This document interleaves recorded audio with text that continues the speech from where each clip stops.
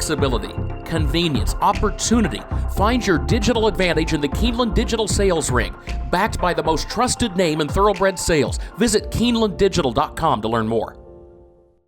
Good morning. It is 9/19, Wednesday, October 27th. This is the TDN Writers Room presented by Keeneland. My name is Joe Bianca. I'm the associate editor of the Thoroughbred Daily News. And to any of my Knicks fans out there on their 3-1 start, I got 2 words for you. Bing bong. Hi, good morning. I'm Bill Finley, a correspondent for the Thoroughbred Daily News. No snotty comments today about the Boston Red Sox. They had a remarkable season, made it to the ALCS. John Green, your team never gets anywhere. It's just a lost cause. So I don't want to hear it, pal. You just keep telling yourself and your therapist that, Bill Finley, and that'll get you to sleep at night.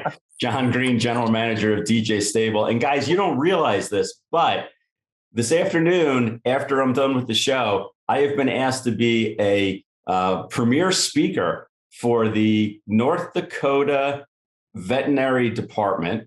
None other than our beloved Skip Anderson is actually a professor at North Dakota, and he has asked me to impart wisdom and advice on the young minds of the livestock industry this afternoon. What could go wrong?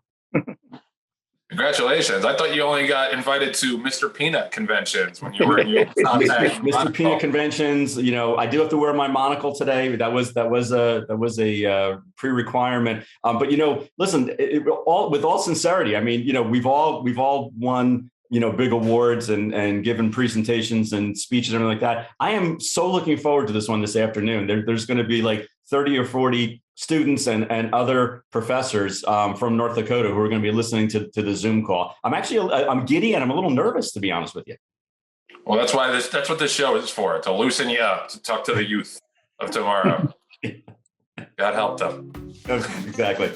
The TDN Writers Room is brought to you by Keeneland. The Keeneland Fall Meet continues through this Saturday, October 30th. New Keeneland Select accounts receive a special $100 back after you wager $200 on Keeneland Racing this fall. You can wager a total of $300 and earn another $100 back. You can visit KeenelandSelect.com to sign up. And also a reminder that the Keeneland November sale is right around the corner. Starts November 10th, runs through November 19th. November 19th is the new one-day Horses of Racing Age portion. I know John's perusing that as well. So very excited for the Keeneland November. So I'm sure there'll be a lot of action, you know, relative to the Breeders' Cup horses. You always see some of those beautiful mares show up a couple days after the Breeders' Cup, and there's always a huge appetite for them. And then the Horses of Racing sale, I think, actually adds a lot of juice to the end of the sale. I think when most people might have been out of town by then, I think a lot of people will stick around for that and, you know, look for 2022 racing prospects.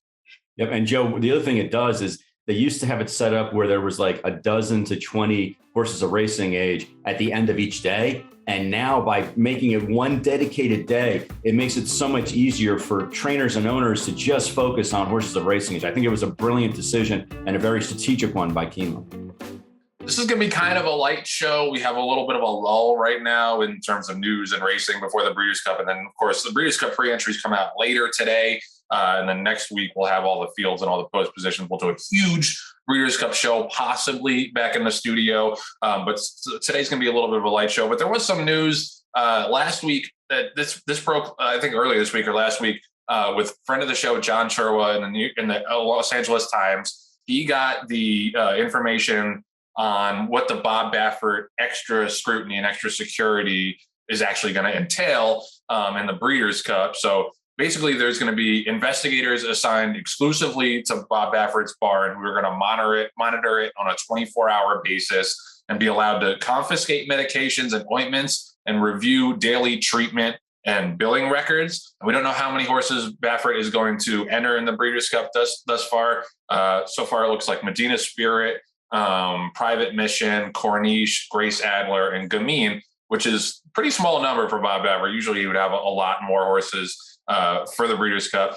But this is going to be an interesting subplot, I think, to the Breeders' Cup, just to see how Bob Baffert's horses run. Because if you read the story also, they're going to have access to veterinary records going back 60 days. They're going to have access to Santa Anita surveillance going back to mid-October. So this is actually, you know, I didn't know how different it was going to be for Baffert as opposed to other horses. There's also going to be security guards, one security guard per horse in the Bob Baffert barn. at the Breeders' Cup. So they really are kind of, drilling down on him a little bit. And he's, of course, saying the right things, that he's happy to comply with all this. We're just going to take care of the horses as usual. It's a quote from the story. It says, the Breeders' Cup has in place a team of 2 investigators, 3 security officers, and a Breeders' Cup executive to watch Baffert's barn on a 24-hour basis until the horses are shipped to Del Mar in the coming days. Once the horses are moved, a security officer will be assigned to each of Baffert's horses and will be equipped with body cameras. That's real police work right there. It doesn't stop police from doing things they shouldn't do, but the concept of body cameras is one of transparency. And it says normally body cams are not used, and a single security officer watches 2 or 3 horses. On November 2nd, blood, urine, and hair samples will be taken on all of Baffert's prospective Breeders' Cup runners to be followed by random collection during the week. Baffert has agreed to scratch any horse that tests positive for illegal but controlled medication, even if it falls within the window for legal use. So they're basically saying you can't even use the drugs that you would normally use, even if it's within the right window for usage. So they really are kind of giving him separate rules from other trainers, which you could debate whether or not that's actually fair. But I think he kind of set himself up for this with what happened this year and what's happened in the past couple of years specifically. It's a lot of information. I'm glad that we at least got the details, because it was very vague when the first announcement came out from the Breeders' Cup. What do you guys think? Yeah, Joe, I mean, this is a good thing. And, it's going above and beyond. When you talk about body cameras and that sort of thing and round-the-clock surveillance, not that Baffert would try anything. I'm not insinuating that, but it would be impossible, absolutely impossible to try to do anything to improve a horse through medications. So, it is good. And remember, too, he's got to pay for this. And, this is not going to be cheap. Now, I'm sure Bob Baffert has plenty of money, but, this has got to get into the tens of thousands, not hundreds of thousands of dollars to, hire all these people. The one thing that I don't quite understand, we were on the show last week and we were saying that, well, what's the big deal here? That they just said we're going to have a lot of scrutiny and we're going to do out of competition testing. And, what does the scrutiny mean? That they hire Barney Fife to watch your barn? I don't know why they didn't say this right from the start, because it left most of us saying, well, how is this any different than what even John Green said? My horses get this exact same sort of treatment. So I thought it was just a little odd that the Breeders' Cup, wasn't, more transparent right from the beginning that this is what they were going to do, especially when it would likely be perceived by everybody as a positive. So, yeah, I mean, it's not going to be easy on Baffert. It's going to be a big inconvenience. But like you said, he brought it all on himself. He brought it on himself. It's well-deserved. And now, if his horses run well with all of this additional scrutiny, then, I think it kind of opens things up for discussion as far as, well, was it really bad management, or was it that he was, doing illicit and illegal things on the horses? I think this will help clear the air a little bit with all of this. Bill, I concur. I wish that the Breeders' Cup would have announced this last week as far as what the scrutiny was, because I'm sure at that time they'd already agreed upon it, which is why they made the announcement. So they must have, fleshed out the details to this extent, which are much greater than what we would have to do. So last week I came on and said, yeah, our horses are doing the exact same, because the way they set it up, it was like, well, it sounds pretty much what we have to do with our horses as well. But I'm glad that they're doing this additional scrutiny. Now, the other thing that it does, and I think Baffert legal counsel Walt Robertson was interested in this part. Now that they're going to have 24-hour security and watching over the horses and everything like that, it also gives him another legal defense if something comes up positive. It was obviously the Breeders' Cup official that was wearing the Salon Pause patch, and the investigator and the security officers that peed in the stall. So it was really a brilliant legal defense in advance by Walt Robertson et al. To try to make sure that they had additional excuses just in case. John, I want to bring up, but do you think that his horses are going to run, not show up? He's not going to have a good performance because of all this extra security? I don't, not even for a minute. No, and Bill, you tongue in cheek before said Barney Fife, kind of watching the barn. And I know from being at the Breeders' Cup and being, at Kentucky Derby, when they actually brought in deputies from the respective municipalities, to come in and watch the horses and watch the stalls. And I can tell you, they were great guys. They had long and established careers, in law enforcement, which I totally respect. But they wouldn't know, the same as the majority of the population wouldn't know, if a veterinarian was going in and giving an injection of Lasix or giving an injection of something that was illegal, because that's beyond their scope, and you can't ask them to do that. So, I think that's a little, that's a little unfair. And I can tell you also, and from speaking to a couple of people, like, once you get to the backstretch of any racetrack, it's very easy, especially like a couple of weeks before the Breeders' Cup or a couple of weeks before the Derby and the Oaks. It's very easy to walk around and like give sugar cubes or carrots to horses, and walk into somebody's barn and pet noses. And even if you wanted to pee in the back of the stall, not that I would recommend that, but it's very easy. It's very lax as far as the security. So if we're talking about, the scrutiny of horses coming to California and Santa Anita to run in the Breeders' Cup, they're coming from somewhere, and they're usually coming from somewhere, just maybe 10 days or so, or maybe a week in advance, because there are some horses that right now are on the cusp of getting in or not getting drawn in to the entries. So they don't know. So they're probably training at their respective home tracks. Well, if the security there is lax, then what's to say that things didn't happen there, and then they brought the horse over, and that's why it tested positive. So I think this is definitely a step in the right direction. Don't get me wrong. I am all in favor of what the Breeders' Cup is recommending and what they're implementing with regard to Bob Baffert, because he's earned this distinction now. He's earned this additional amount of scrutiny. And if he's willing to accept it, then I also see no problem in allowing the horses to run. But there's also other things that are being done, previous to that. And I guess you just have to draw a line in the timeline and say, okay, when is it too much? When is enough? Do we enforce that all the horses have to train at the respective track, up to 4 weeks in advance? I don't know if they can actually do that or not, especially because they just don't know if certain horses are going to get in. I have a lot to follow up on. That might have been the longest I've gone on this show without talking. Several points. First of which is, John is very obsessed with the pissing in the stall thing. He brings that up a lot.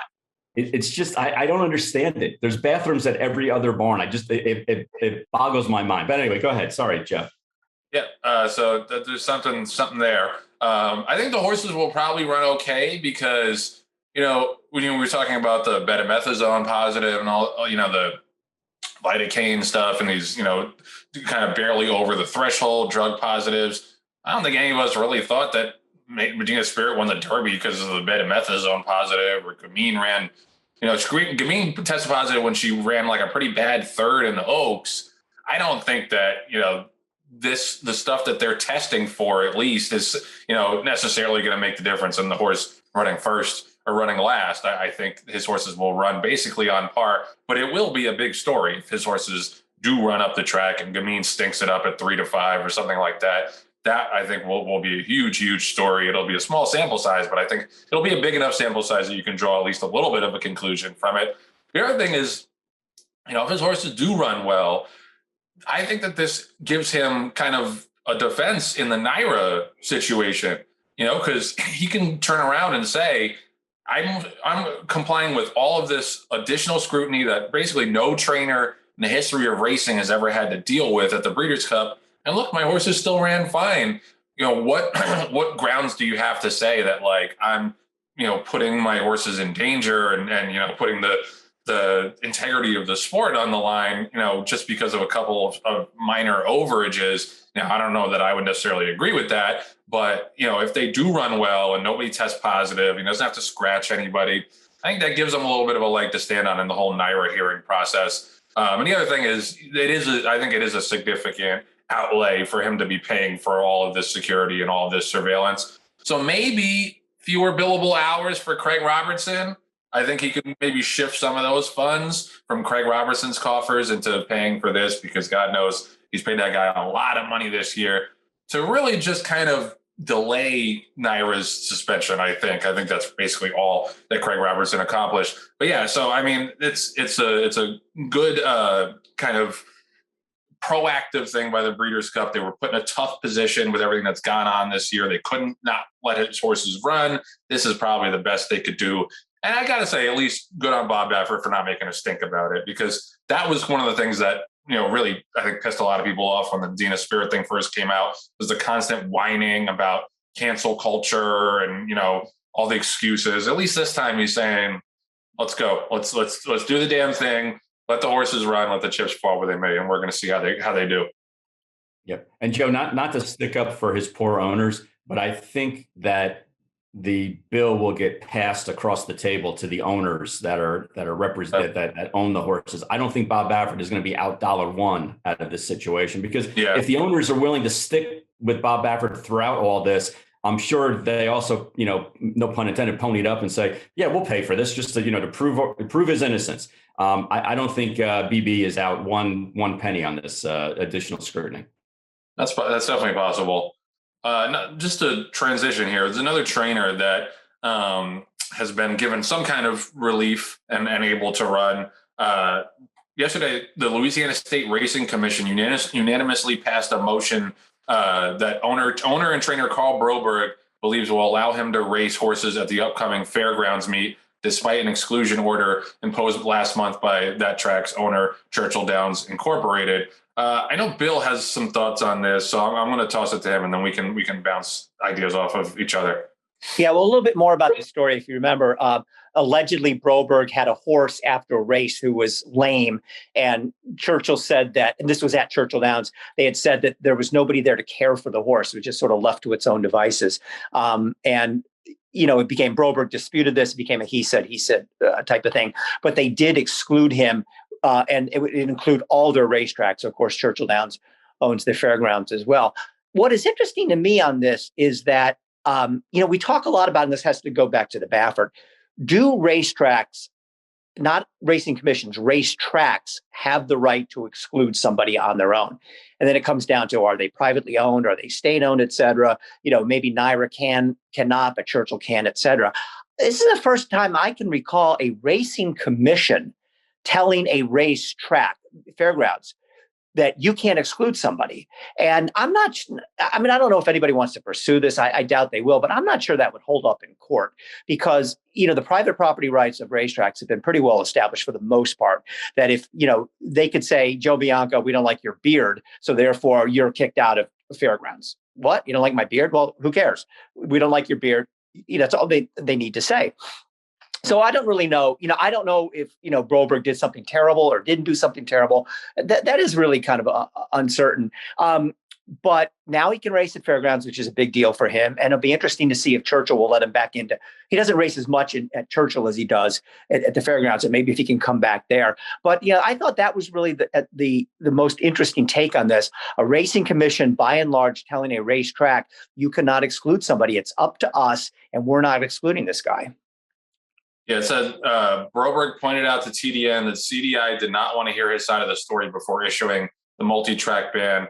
If the Churchill stewards did not sanction him in any way after explaining what happened when he met with them last month, it kind of sounds like a similar thing to the initial Baffert NYRA suspension, where they just kind of ruled him off the grounds without any kind of hearing process or any kind of back and forth or any kind of, attempt to hear his side of the story or hear his evidence. So it is an interesting thing that the Racing Commission went above the racetrack here, and maybe, Churchill really wants to push it. They can get this overturned. I think my guess is they probably won't, because he's relatively small potatoes. He's not Bob Baffert. He doesn't have a bunch of high profile horses. I just wanted to read the Broberg quote. It's also similar to Bob Baffert. This is the epitome of cancel culture just going crazy.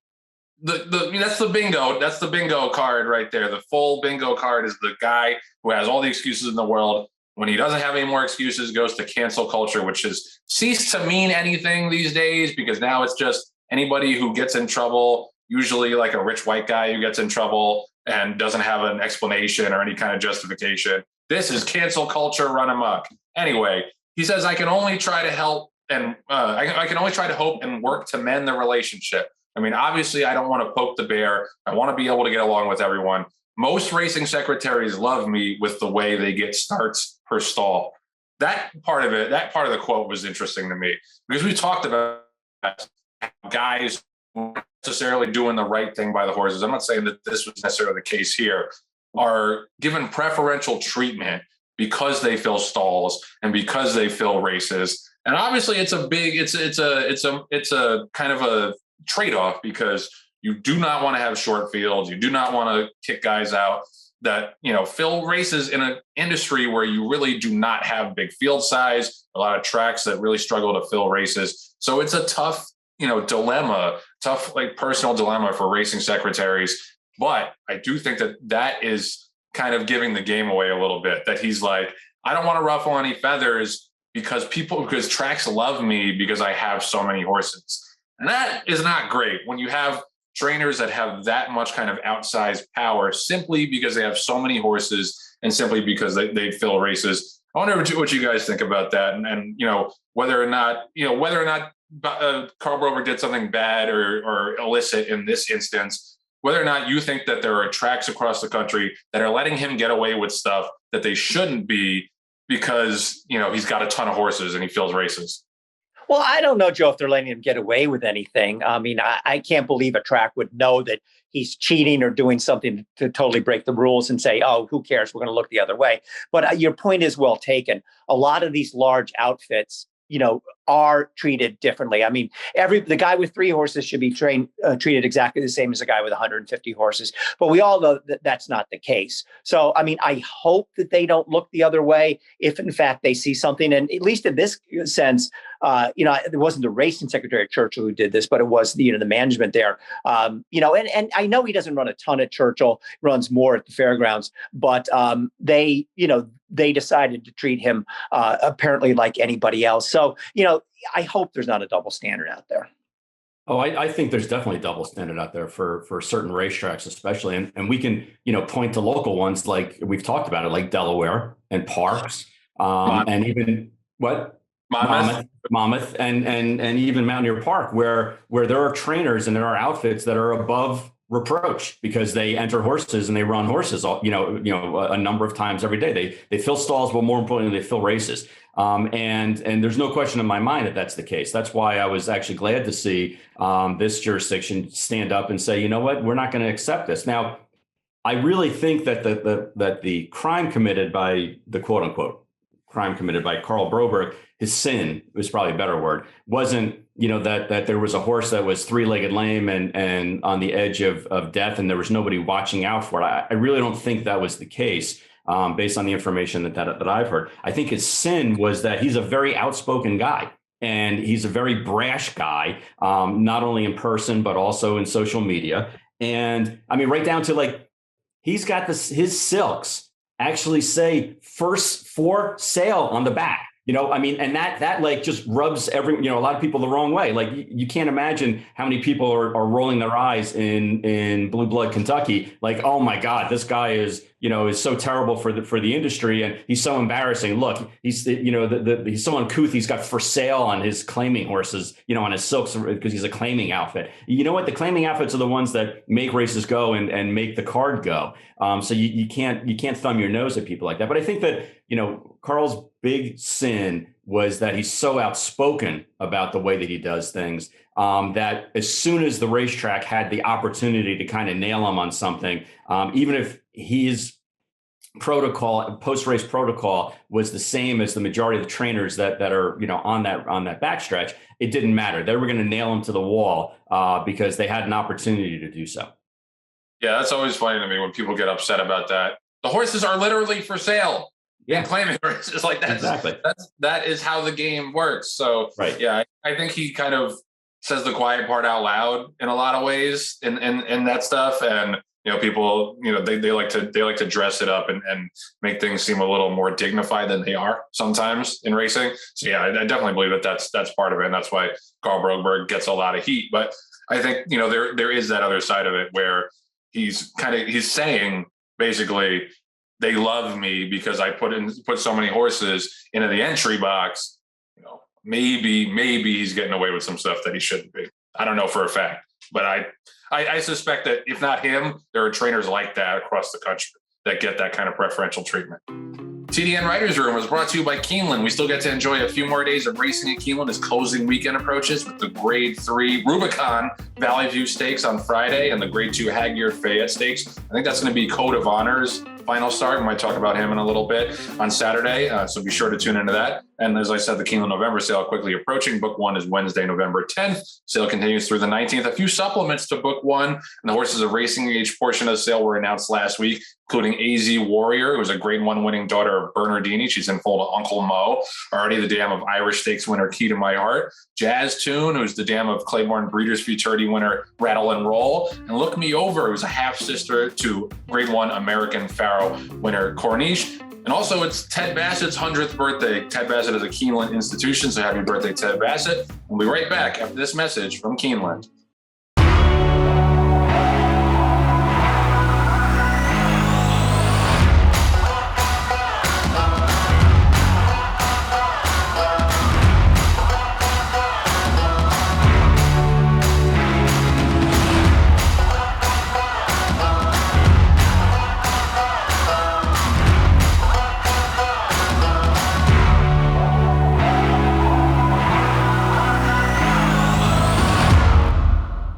Respect the law. He's earned it. A Grade 1 winning juvenile. 'Tis the law, pops the cork in the champagne. A classic winning 3-year-old. 'Tis the law is gonna win the first leg of the Triple Crown. 5 triple-digit buyers. Respect the law. 'Tis the law. The best son of Red Hot Sire Constitution. He's left the others behind. He's gonna win the Run Happy Travers. 'Tis the law. The TDN Writers Room was brought to you by Coolmore. Practical Joke has been on a roll over the past few days. Tejano Twist and Deal Me In Bud were both winners at Keeneland for the first crop sire. And on Monday, he added a third stakes winner with She's a Wild Joker in the She's a Stone Cold Fox Stakes. That Finger Lakes horse looked pretty good. It's a David Dunk trainee. Other Ashford first crop sires were represented by winners this weekend, including Classic Empire's Old Town Road taking his third straight win for Wesley Ward at Keeneland, and Cupid, who's really coming on now, getting his 11th winner this year with debut winner Cupid's Heart at Belmont. Also, Coolmore Stallions have been well represented through the first 2 sessions of the FASIC October sale. Uncle Mo had a filly fetch $450,000. Mendelssohn had a $400,000 colt, and Justify had 2 yearlings who sold for $350,000, $325,000. So we've talked about those 3 a lot. Obviously, Uncle Mo is always super popular, but Mendelssohn and Justify have been extremely popular for first crop sires with their horses going through the ring this year at Keeneland September and now at FASIC October. We expect that to continue. It'll be interesting to see how their 2-year-olds sell next year as well. So Monday, the Jockey Club released its annual report of mares bred for 2021. Usually we get the general number from reported mares bred, which gives us the full crop number, which is always depressing. But this is a little bit more fun to talk about the top stallions and who are the most popular stallions. And there's a new leader, Golden Sense. Golden Sense for Spendthrift was bred to 230 mares. He was bred to 204 in 2020. Super underrated stallion. You know, his stud fee was cut from 25,000 to 15,000, and he is one of the best values, I think, in the entire stallion landscape. You know, that's not usually my area of expertise, but I think I can sniff out a good value, you know, when I see one, and he definitely is that. And it looks like the breeders have definitely caught on to that as well. He was a leading third crop sire last year with over $6.6 million in earnings, got by my standards, who had a good year. Overall, for the 2021 season, 1,016 stallions covered 27,829 mares. Kentucky's 200 stallions covered 16,727 of those mares, or 60.1% of all the mares reported bred in North America. The number of mares bred to Kentucky stallions increased 2% compared with 16,391 reported last year. Also, just to fill out the top 3, Authentic, which was another Spendthrift stallion, was a close second with 229 mares bred. That was his first book. He stands for $70,000. That's a big number of mares for a pretty substantial fee for a horse who doesn't have at least any track record on the track with progeny yet. So that was a little bit interesting. And then Practical Joke, who I just mentioned in the Coolmore spot, obviously becoming very, very popular, has had a great first year. He rounded out the top 3. This is John's area of expertise, so I'm going to toss it to him and see what other observations he had from this report. Yeah, thanks, Joe. The numbers really were interesting, to say the least. Number one, if you project ahead what the fall crop looks like, if there were, just to keep the math easy, if there were 27,000 mares bred, and you usually figure the rule of thumb is 2/3 of them are going to get in foal. So that makes it really easy. So it sounds like that next year's crop is going to be close to 18,000, which, 18,000 sounds like a big number, but again, it's another drop in potential foals, for the upcoming year. So it is a little concerning in that sense. On the flip side, it was good to see that some of the states were increasing the number of mares that were being bred in their respective borders. And one of the other things that I thought was really intriguing, actually 2 things. One is that the top 3 horses in number of mares bred were all sons of Into Mischief, with Golden Sense 230, Authentic with 229, and Practical Joke with 223. So not only is the kingpin Into Mischief himself breeding, around 200 mares a year, 214 to be exact, but his sons are now starting to infiltrate the top matings as well. So you're going to see more and more and more Into Mischiefs in the, that are out there in the gene pool as well. But the other thing that I thought was interesting is the numbers have shifted, where in the past it was over 50% of the mares being bred were being bred to proven stallions. This year was one of the first years in a while where the number of mares that were being bred, the majority were being bred to unproven sires. So stallions that have not had a full race even yet. And to me, that is a very commercial shift in the marketplace, where people who are breeding commercially would rather breed their mares to the unknown pie in the sky than they would some of the proven stallions that are out there that year in and year out have, tried and true Breeders' Cup, contenders and Derby entries and Oaks contenders. And we've talked about some of these stallions in the past, but it was surprising to me that, you had 229 mare owners that were going to Authentic. And not that he's a bad horse, but just that he's unproven. You just don't know what you're going to get, good or bad. You don't know what those foals are going to look like. And you have that. Practical Joke just started having horses run this year. Vacoma, 222 mares being bred, hasn't had a horse of racing age yet. Omaha Beach, McKinsey, Matoli, Motown, so Audible, the list kind of goes on in the top 10 of unproven stallions. Now, again, that's not a bad thing. It's just an interesting shift in the way breeders think right now, that they would rather have kind of an unblemished report of, well, this horse isn't a failure, so he must be huge, high in the blue sky and high ceilings, versus, hey, this horse is proven, but I had a bad one, or I had one that didn't vet, or I had one that didn't, looked like Tarzan and ran like Jane, it was beautiful. So it's interesting that that's the commercial shift now, is that people are willing to take kind of an unblemished look and breed their mares, not knowing what's going to happen, than to breed to something that's tried and true.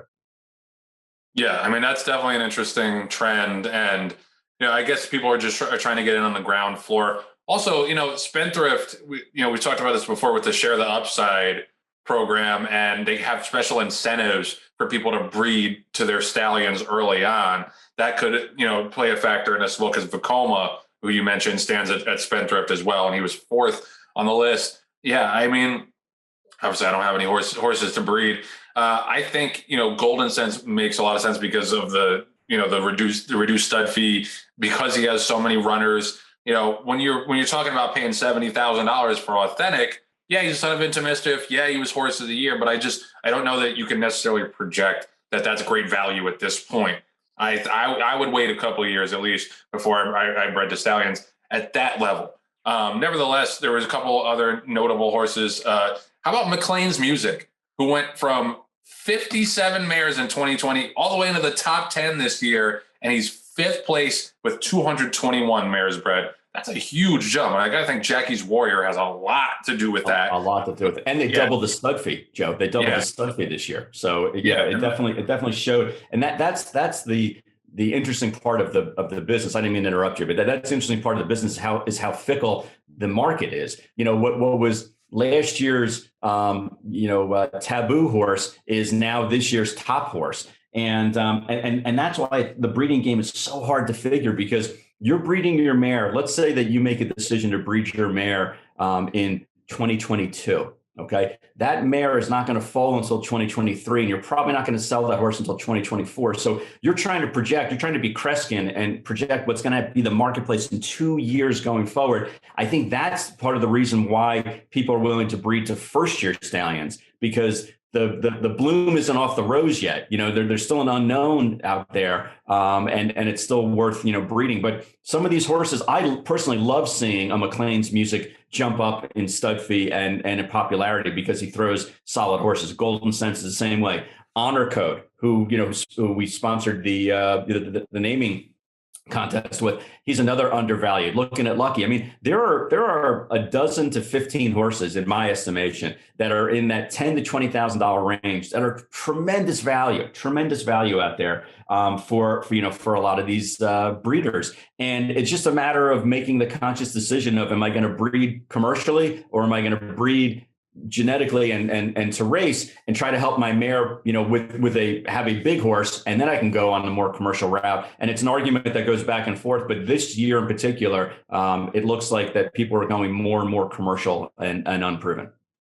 Yeah, and it's like, it's for a pursuit that takes 2, 3, 4 years to figure out whether or not you made the right decision. It's interesting that it's such a fickle market. You would think that something that has that kind of long lifespan of an investment, you would think that people would stick around and, invest in more proven stallions. That's not the case. And you see that with stallions being shipped off before they even really have a chance to have horses run on the track. We saw that with Daredevil. Daredevil somehow fell completely out of favor within his first crop of horses on the track, second. And, he was shipped overseas, and now he's back because he had She Dares the Devil and, Swiss Skydiver and a couple other good horses that, it's just, I don't know whether it comes down to there being just too many stallions overall in the landscape, but it's the kind of thing where, people don't want to give stallions time to prove themselves. They give them a year or two to get good sales results. Maybe they give them 1 year on the track to get some good racetrack results. And under yesterday's news, and, it'll be interesting to see where the appetite goes from these first crop stallions getting so much attention here with Authentic and Vekoma. Another one that John didn't mention, another son of Into Mischief, who was the leader among non-Kentucky stallions, was Honest Mischief, who was entered stud this year at Sequel in New York. He was bred to 127 mares. So that's definitely so hot right now, is to get a son of Into Mischief, breed to a son of Into Mischief if you can't get to him yourself. So yeah, it's an interesting shift, like you're saying, to go to these first book stallions. I want to see that appetite continue, where people give the stallions actually a chance to prove themselves before everyone throws in the towel. That's something that I've seen a lot, and that I think doesn't make a lot of sense. The TDN Writers Room is brought to you by the New York Thoroughbred Breeding and Development Fund. Lots of news, as always, with the New York-bred She's a Wild Joker, who we mentioned earlier as a stakes winner for Practical Joke, because she took the She's a Stone Cold Fox stakes as a New York-bred. 2-year-old was bred by Three Diamonds Farm, folded Stonegate Stables in Fort Edward, New York, and is owned by Joseph Bucci, who's got a lot of horses in New York. Doing it the right way, a 2-year-old son of Super Saver won the Tin Cup Chalice Stakes at Finger Lakes on Monday, is the 7th winner and the 3rd stakes winner for his stakes-winning Damn Revolutionary Act. He's bred by Kindred Racing Stable, folded Hidden Lake Farm in Stillwater, New York, and is owned by Windy Leaf Farm, another big supporter of the New York Bred program. And John, I know you wanted to talk a little bit about it because you have some interest in the Breeders' Cup with it. Well, yeah, we have a New York bred that's going to be running in the Breeders' Cup Juvenile Turf named Coinage. And Coinage will be one of the contenders. I don't know if he's going to be the favorite, but he'll be one of the contenders in the race, at least one of the top 12 that'll get in. Which we're really looking forward to. And the fact that he's a New York bred, and Joe and Bill, he's a Tapet, actually out of Bar of Gold, who was Medaglia d'Oro Breeders' Cup winner herself. So, it's not just, breeding to race in New York. You get some of these really extraordinarily bred horses that I think, pound for pound are as well bred as their Kentucky cousins. So we're excited about having Coinage in the race. And like I mentioned before, we have two resident mares in New York. And actually, we're trying to decide on which New York stallions to breed to, because this year there's quite a few. And we mentioned before, the son of Into Mischief that's over at Sequel, and not to mention Central Banker, who's a Speightstown over at McMahon Thoroughbred. So there's a lot of good stallions that are in New York, and we're just shifting through and looking at pedigrees to see how the genetics all line up. But we're excited about coinage, and hopefully in about a week and a half, I'll be guest of the week actually on the show for winning the Breeders' Cup. Yeah, John needs that hour of text consultation, I think, really badly. But yeah, lots of sons of great stallions populating New York stud farms more and more. So you can really get into some good families on the female side, on the sire side as well. And best of luck to coinage at the Breeders' Cup. You're going to see some New York-breds run really well at the Breeders' Cup, whether it's coinage or somebody else. We've got a lot of good New York-breds competing on the top stages, and that is due to the influence of the New York Thoroughbred Breeding and Development Fund. So we'll be right back after this message. Now more than ever, it's time to get with the program because New York-breds start with an advantage. New York-breds run for serious green. At Belmont and Saratoga, New York-bred maidens run for up to $75,000 and allowance horses for up to $85,000. And serious New York-bred owners can collect awards of up to $20,000 per horse per race in open company. So get back with the program. Seriously. The Green Group Guest of the Week is sponsored by The Green Group, an accounting, tax, consulting, and advisory firm specializing in the thoroughbred industry. With over 500 clients in the horse business, they have proven strategies to save you taxes. Learn more about how they can help you at www.greenco.com. So we're thrilled to welcome back to the program the COO of First Racing, Aiden Butler. Thank you so much for coming back with us, man. Guys, thanks for having me. Great to have you. And we wanted to have you for a couple of weeks now because I think you're doing a lot of good things, particularly at Gulfstream, being very proactive and no nonsense. There's a couple of things we want to ask you about that you've done. The first is we had those 5 trainers that were suspended for Clenbuterol violations. And I thought you had some interesting quotes in one of the stories about it. I'm just going to quote you right here. Sure. You said, we did some more this week of testing. This is not a one-off. This is what we're going to starting to do now. Out of competition testing is key. We're basically sick to death of people skirting the rules. We're not going to stand for this. We're pushing extremely hard right now. Anybody that doesn't want to do the right thing is going to face the same treatment. All I can say is, thank God someone says that, someone in a position of power says that. And everybody loves it. I think everybody is waiting for that kind of honesty. But my question specifically is, why aren't more tracks doing out of competition testing? Is it the expense? Is it they don't have the manpower? Why do you think that this has been a bit of a bugaboo for racing? Well, I mean, as you're probably aware, it's a really good tried and tested format of catching particularly medication violations well before they become an issue during a race. But we're kind of blessed and cursed in Florida from a state kind of regulatory framework.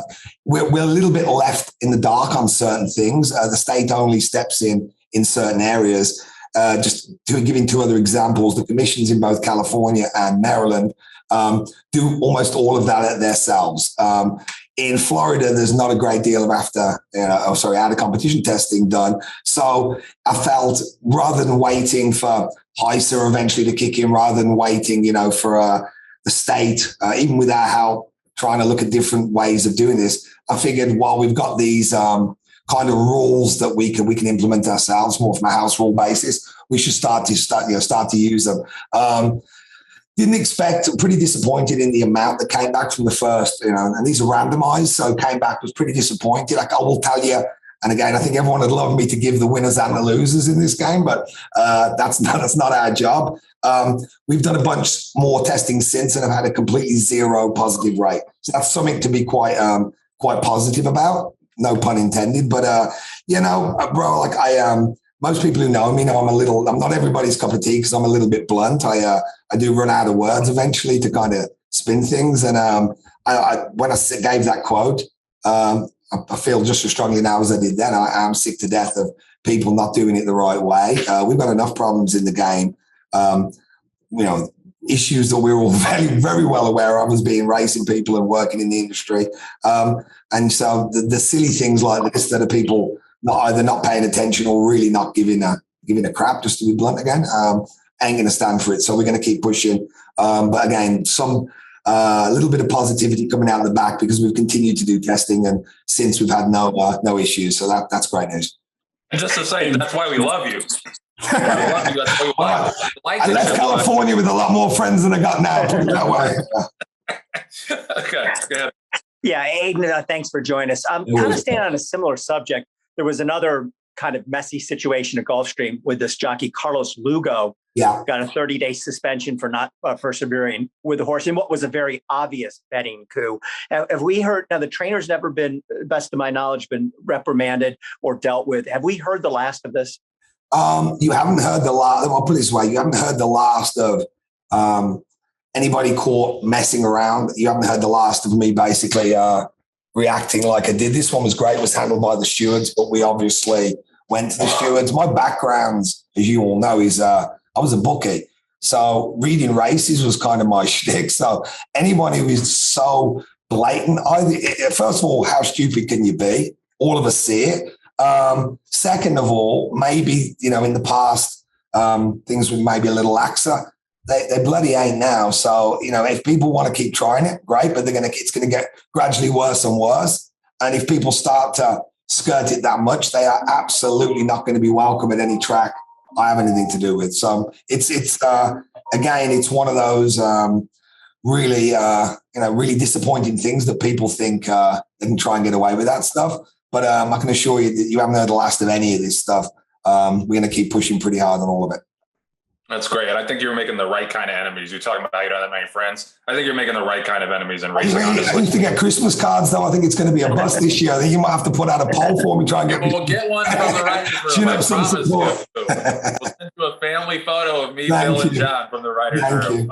Thank you. But so this was another kind of procedural question, because I think, relative to that betting coup, I thought, a lot of people suggested that 30 days wasn't enough for the jockey, and some of the fines and punishments weren't enough for the trainer as well. But I know you guys are somewhat hamstrung on that. Can you just explain to the audience where your jurisdiction ends when it comes to doling out punishment and where it goes to the gaming commissions? Sure. So, and I'll use Florida. Florida is very, very specific because it's different than all the other states. The other states all have their kind of similarities, but Florida is kind of an outlier.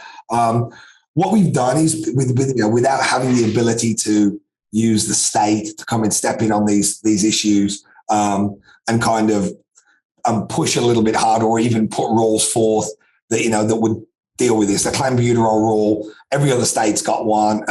You saw the news came out of New York with bisphosphonates, same in California. So, these sorts of rules are baked in. It doesn't move that quickly in Florida. So one way of getting around that is by putting in a set of house rules. Now, house rules are great because you can really streamline, the speed of rule making, and you can also streamline the ability to get new things as they come up, get them into play. There's an issue with that, and that is the issue that is, you guys know as much as anyone, which is fair process. Everybody deserves a fair process, regardless of how we're all so smart and we understand what the industry is.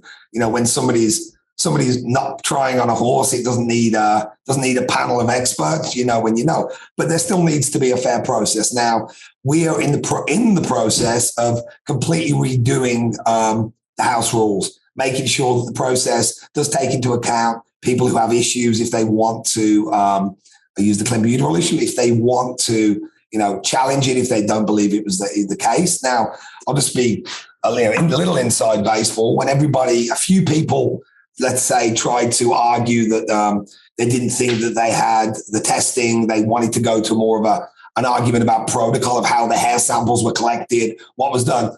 I had a really good answer, and that was, no problem. We'll come back to your barn now and I'll test every single one of your horses. And if you're right, I'll write you a really nice apology. Funnily, no one took me up on that. Which I was quite surprised about. But yeah, with all joking aside, we have to, in Florida particularly, make a set of house rules that then the stewards can actually react to. So there is also the rule of, if we believe people are bad actors or we believe people are not doing it the right way, there is a very strong and tried and tested legally trespass rule here where we don't have to have people on private property.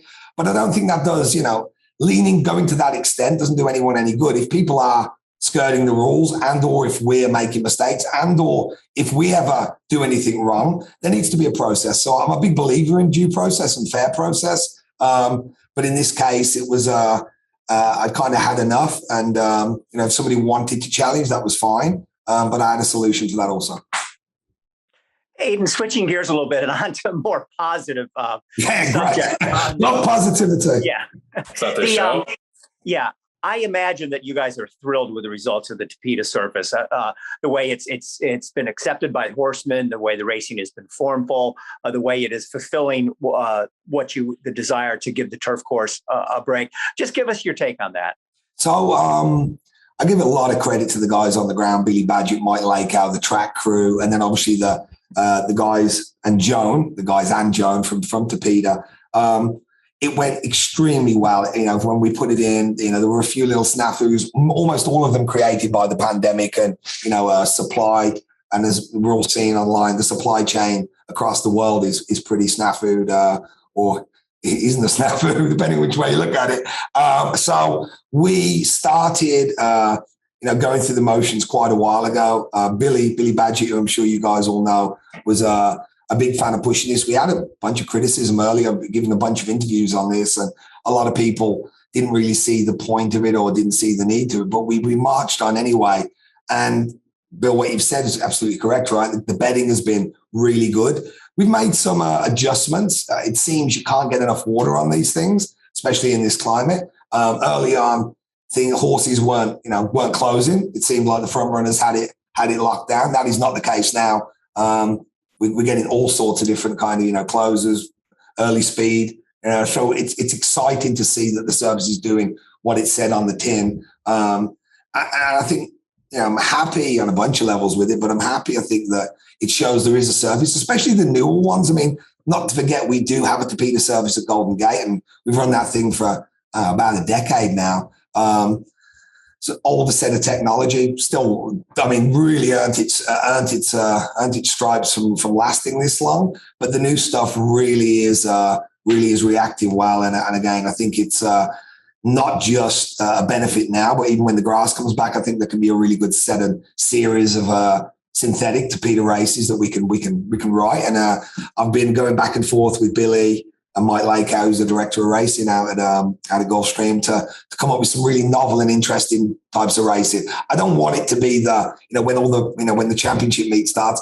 I really don't want it to be the place where the cheaper horses go. I don't think that does any of it credit. I think it does it a disservice, because it's a very good, consistent, safe racing service. So still plenty to do with it, and looking all over the place where else we can put them. So it's quite a cool thing to have all three. Don't get me in on the wrong side of all the dirt only guys.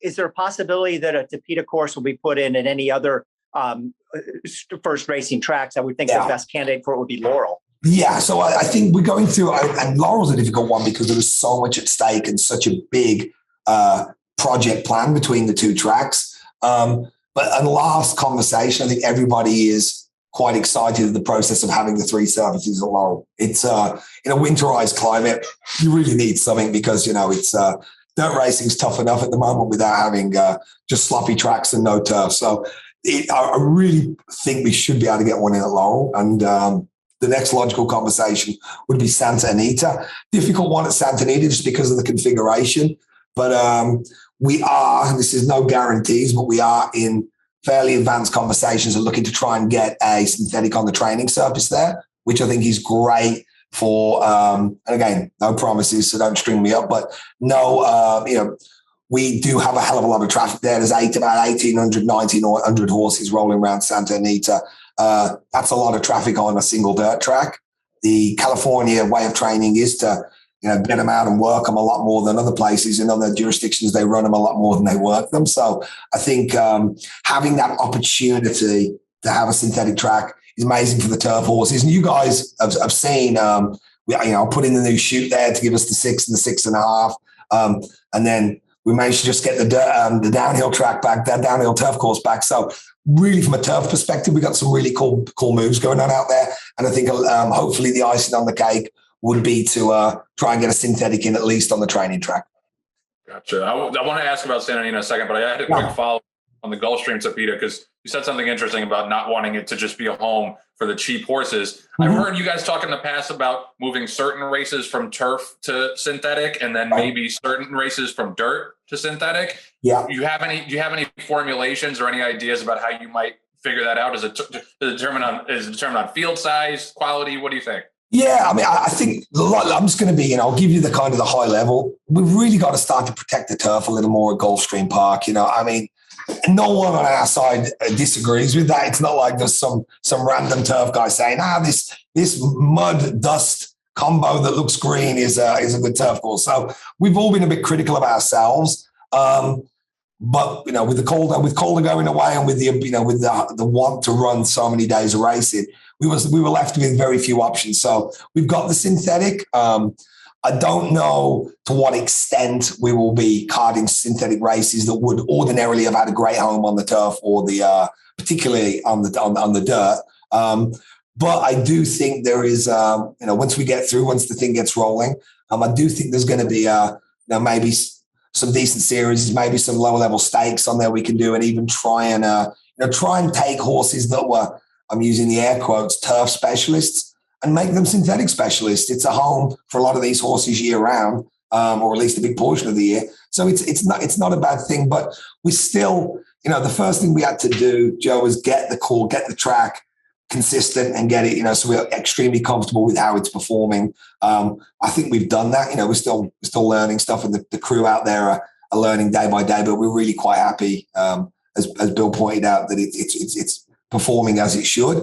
So now it's really the exciting stuff. What do we want to do with it? And that all remains to be seen. But there are other conversations that lead this. What about the purse account? What does the purse account look like?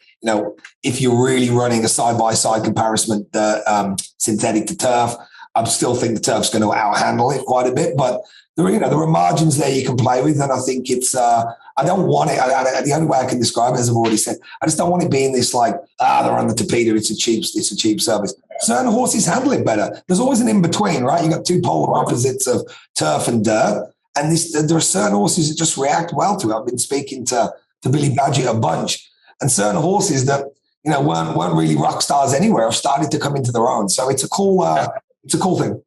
Yeah, I mean, that was the whole thing. Like when there was a synthetic movement, then they got rid of all the synthetic tracks. I think there's a place for all three surfaces, and for horses have a place on all three surfaces. But I wanted to ask about Santa Anita, because I think Santa Anita has been one of the big success stories of the last 2 years, obviously coming from a 5-alarm crisis with all the breakdowns in 2019. You guys had a tremendous safety record in 2020. I believe fatalities were cut in half, which is a huge number year to year.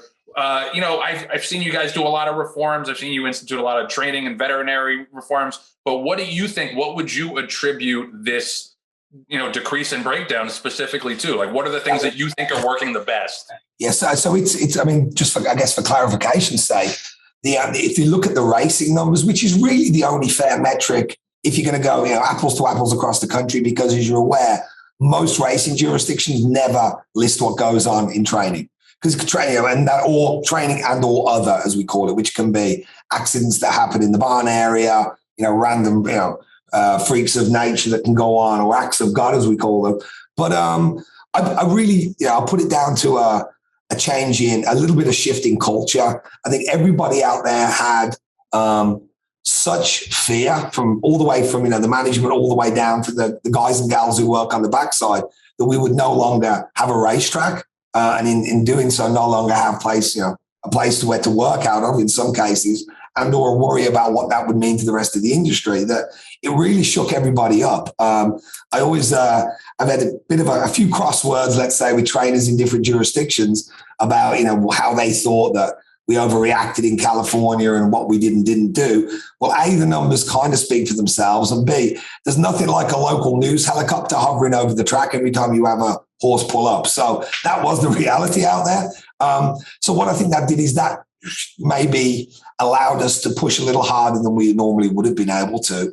And I can tell you, if there's an injury there, and we all know how devastating it is when a horse gets hurt, or a human for that matter, and there's literally a gasp by not the grandstand, by all the trainers. Everybody is upset by it. Everybody is worried. these things, are going to put us all in a bad light, and we need to work better at them. But again, we're in the racing business, and yesterday we had two horses. Thank God they're both okay, but collide into each other in the morning.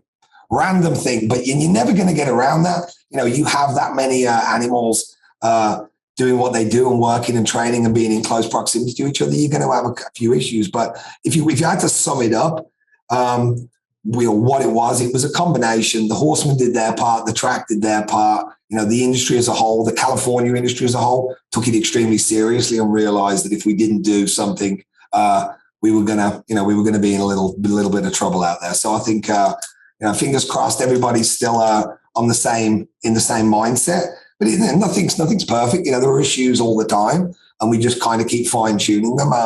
CHRB's done a great job of claiming all the glory, which I'm quite glad that they were there to help. So it's been a really interesting thing to watch, and I'm super proud of everyone. Not to try and sound grandiose, but everybody out there did the bit, and it's not one thing. It's never been the racetrack service. It's never just been the trainers. It's never just been the vets or veterinary practices and protocols. It's a combination, and it's a combination of people wanting to do it the right way and understanding that if you don't, there could be a time, and not too distant in the future, where we're not even able to do this anymore. So that's a surefire way of getting everybody woken up a little. And I want to switch gears and let's talk about Maryland now. And you guys have had the green light for quite some time to do the rebuild of both Pimlico and Laurel. Yeah. Not a whole lot of information has been out there about what the time frames are, which track is going to close at which time, et cetera. Give me your thoughts on, when we might see, the construction equipment show up at one of the other track and get going with this project. Well, yeah, I mean, it's a big undertaking, and ordinarily, I mean, we've done pretty big things, putting in new racetracks. These are all kind of fairly decent sized engineering projects. The difference here is it's being done in partnership, if you will, with the horsemen out there, which adds a different dynamic. And it's also being done via money that's coming, from the state and from the local jurisdictions, which means there are a lot more checks and balances than just, Aiden, Billy, and Craig wanting to put a new track in and let's get going, get the permits, and we'll start breaking ground. So it's taking a little while to really iron out all those points, Bill. But I would say that it's progressing fairly well, and I'll give you guys the heads up first when we've got some dates. But all of these questions as you think them through, is it you want to shut Pimlico? Do you want to move everything to Pimlico? Do you want to do Pimlico first, but then what do you do with the Preakness? Because you sure as hell can't move it to Laurel. So you start to get yourself into all of these really interesting conversations that lots and lots of people have a say about. In Maryland is really,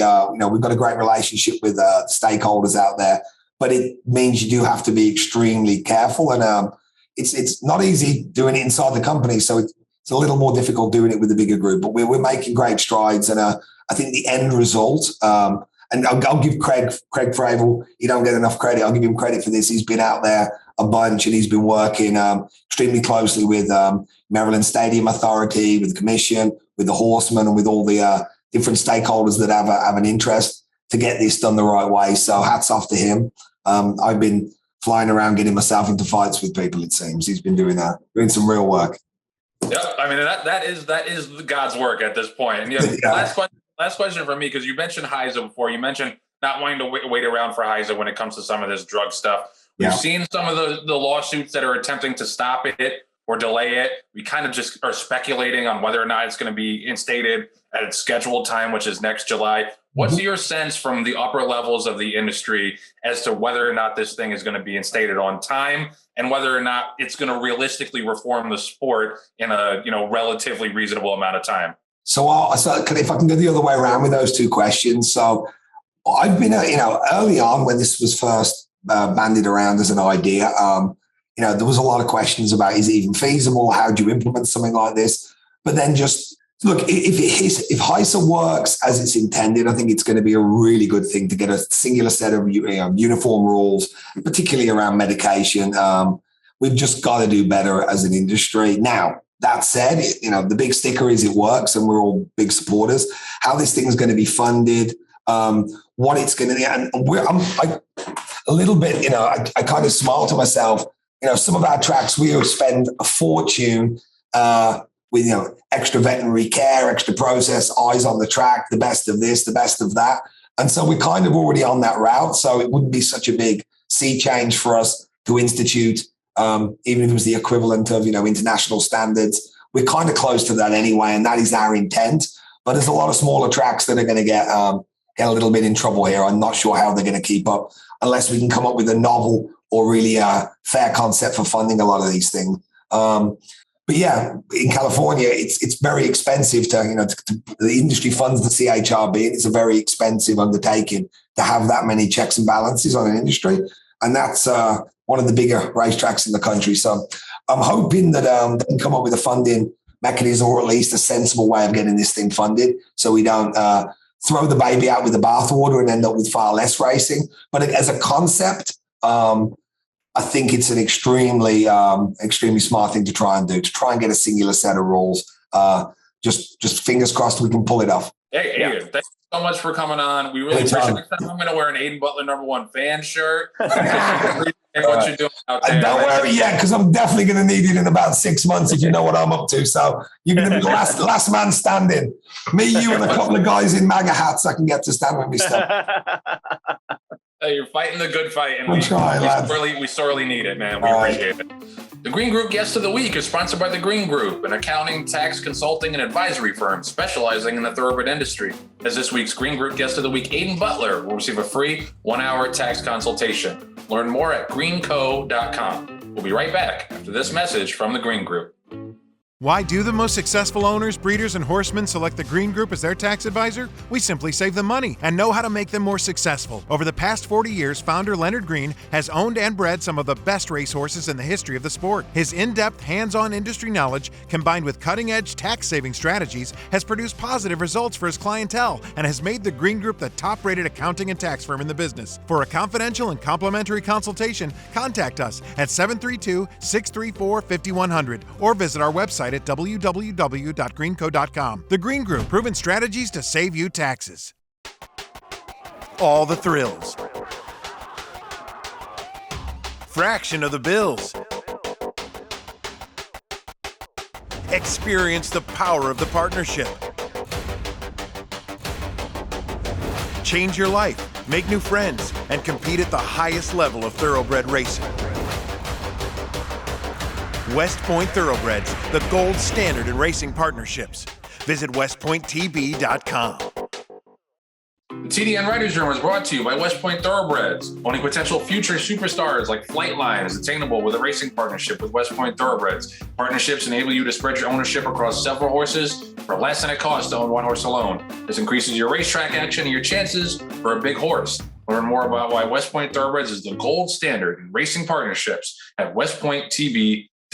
So West Point's got some action coming up on Future Stars Friday. They got a couple of juveniles pointing towards the Breeders' Cup. Breeders' Cup is basically here already. It starts next Friday. Giant Game, who broke his maiden at Keeneland by 3 lengths for Dale Romans, is headed towards the Breeders' Cup Juvenile. He's a son of Giants Causeway. It costs $500,000 as a yearling, owned in partnership with Albar Family Stables. We've seen have some good horses with Dale Romans in the past. And Sequist, the daughter of Nyquist, is pointing towards the Breeders' Cup Juvenile Fillies. She was a debut winner at Colonial Downs this July and recently placed in the Grade 1 Darley Alcibiades Stakes. So best of luck to West Point and all the partners. We know you guys will be well represented at Del Mar. Have a great time. We'll be rooting for you guys on the racetrack. So there was some appointments news last week. We really don't usually get into the people who are stepping down or getting appointed, but it was interesting that the NTRA named a new president and CEO, who was a former congressman named Tom Rooney. He's been named to succeed Alex Waldrop. We heard earlier this year that Alex Waldrop was the longtime president and CEO of the NTRA, was going to step down. Rooney is an owner and breeder, has been part of his family's Shamrock Farm, which is a thoroughbred breeding and layup operation in Maryland. The farm was founded by his grandfather, Art Rooney Sr., who, if you're a football fan, you know the Rooney family, you know about Art Rooney, owner of the Pittsburgh Steelers. So, theoretically, the family and Tom have some experience dealing with, kind of large, sometimes unwieldy organizations. I would say I would classify racing in general as one of those, those endeavors that sometimes it's hard to manage all the moving parts. it kind of brings up an interesting, discussion, I think, about what the NTRA's role specifically should be. And part of the, also mentioned in this story was that the NTRA is opening a Washington, D.C. office. And I think that has been the shift in what the NTRA has tasked itself to do, at least in recent years, which is lobbying Congress for horse-friendly legislation. And I think they've actually done a really good job in that regard. They did a good job with HISA. They did a good job, a couple of years ago with changing the tax laws, which was a big deal for horse players to change the thresholds. So I think that, they're kind of focusing more on what they're doing well. I think there was a time when they were trying to be like a marketing arm of racing, and it just, that's a very hard thing. That's a tough nut to crack in this sport. And, they didn't do a great job, but no one else has really done a great job either. It kind of is something that eludes us as an industry overall. But that's the interesting part to me, is that they're pretty much kind of devoting their resources to becoming a lobbying arm of the industry. And that, that's definitely a necessary service, because, other than in Kentucky, I don't know that you have a ton of horse-friendly or even horse-interested legislators in Congress. So I think it definitely helps to have people boots on the ground in DC to help exert what influence we have. And I think it can't hurt to have a former congressman in that role as well. He would presume has connections all across Capitol Hill.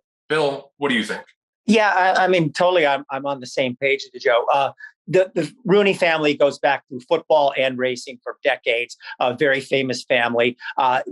Tom Rooney's branch of the Rooney family actually owned the Palm Beach Kennel Club in Florida, and so that's where he grew up. And he was a congressman in Florida before stepping down a few years ago. Yeah, Joe. I mean, this means that the NTRA, they're still doing other things, but this means that they see their main focus, like you said, on lobbying Washington, D.C. And who better to run the ship than a former congressman? Alex Waldrop, by the way, did a very good job, just like you said. Especially, I thought their number one achievement was changing the tax laws on the withholding from the tickets with it used to be the $600 deal. But he can't possibly have the connections that a former United States congressman had. I'm sure there's a lot of on their agenda they want to work with. One thing I'm sure that they'll want to do is try to relax the visa situation, where the H-2B2 visas become so hard to get, and so many farms are having labor shortages. I'm sure that'll be something that'll be on his agenda. I mean, it looks like a really good move on the NTRA's part. Yeah, and just to quote the release, it says, in conjunction with Rooney's appointment, the NTRA will conduct a strategic review of the organization and its activities as it places additional focus on its role as the trade association for the thoroughbred racing and breeding industry. So they're telling you right there that's what they think their key role is going forward. And just to build on Bill's point, if you don't know, we're talking about the change in the tax law. This was a major, major deal for American horse players. It used to be that if you hit a ticket that was $600 or up, you would have to report that to the IRS regardless of how much the ticket actually cost. It was this arcane tax rule that was in place when there were really no exotic forms of exotic wagering. And they were, the rule, and this lines up with other forms of gambling. The rule is like 300 to 1 or better, you have to report it to the government. But the problem was that they were figuring that based on the base amount of the wager,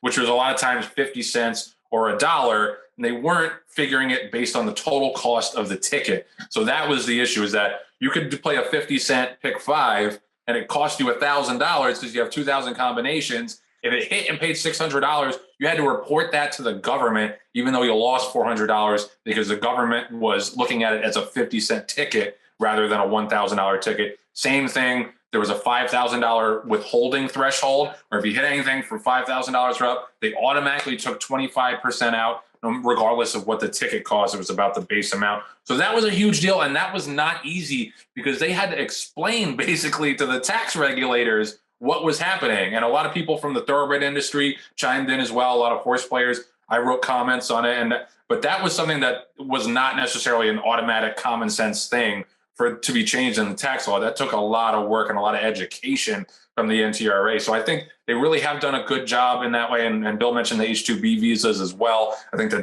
they've done a lot of pushing on that subject. And it's definitely something that's crucial to the industry and crucial to horsemen to be able to have help. And I think, honestly, this new administration has helped in that way by relaxing. There was a release like a week or two ago that said these mass immigration raids at work sites are going to stop now. So that, I think that, gives people a little bit of a breath of relief that they don't have to worry about, the ICE coming and banging down their door on the backstretch, which was always a ridiculous thing to do to begin with. But yeah, so the NTRA has done a lot of good work on this kind of stuff, and I appreciate them, I think, refocusing on that entirely. We're still trying to figure out like the marketing aspect of racing, but the NTRA has definitely done good work. And I think that refocusing as a Congress-oriented organization and a lobbying-oriented organization makes complete sense. It'll be interesting to see what kind of new initiatives and what kind of new stuff they try to push with the appointment of Tom Rooney.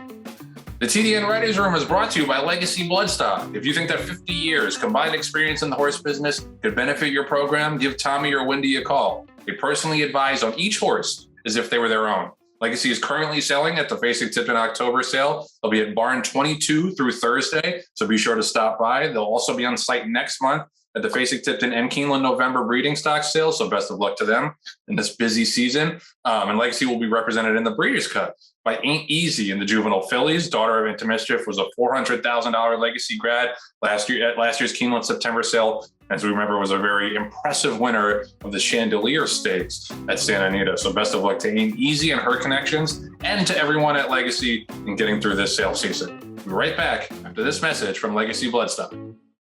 Being a small family business, I guess we're part of a dying breed.